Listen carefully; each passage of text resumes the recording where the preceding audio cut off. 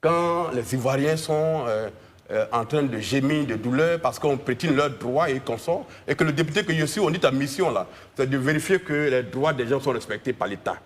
Et que je vois que les droits sont piétinés, et je vais prendre 3 millions sans m'exprimer, sans défendre ces Ivoiriens-là.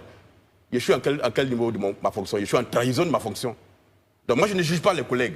Moi, je dis, j'ai lu les textes qui encadrent mon travail de député, et je suis dans ma fonction à faire ce que je fais ici maintenant. En gros, vous êtes le meilleur député du moment? Non, c'est pas la fait de meilleur député. Moi, j'applique.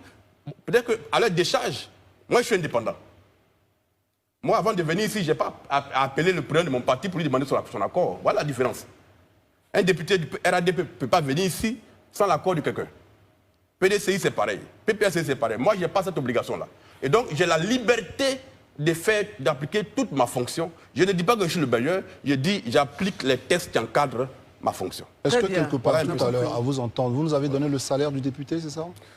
Oui, mais c'est officiel, ça. C'est pas... Non, parce que très souvent, enfin, ici, vous en faites pas. Enfin, ça fait un moment que je fais cette émission. On a reçu ici le secrétaire général de l'Assemblée nationale pour nous donner l'ensemble des émoluments des députés. Cela a fait l'objet quand même de réserves, etc. Bon, moi, vous qui êtes indépendant. Je vous le dis clairement. Très bien, c'est intéressant.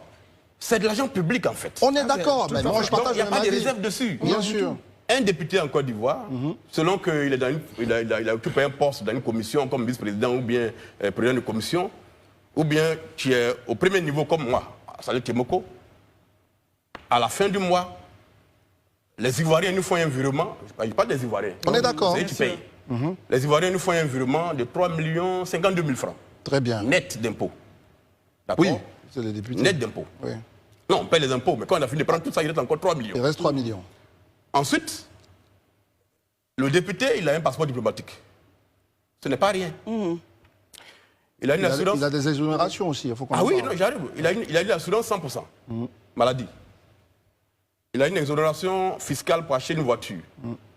Voilà, globalement, les avantages qui sont pour les députés. Mais ça, ce n'est pas des choses qu'on doit cacher aux Ivoiriens. On est d'accord. Et donc, quand le peuple t'a offert tous ces avantages-là, en retour, lui gagne quoi? Que vous parlez au nom du peuple. Mais que vous parlez au nom du peuple? Mais c'est logique, quoi. Il n'y a rien d'extraordinaire dedans. Très bien, revenons à notre affaire. Marius Komoué est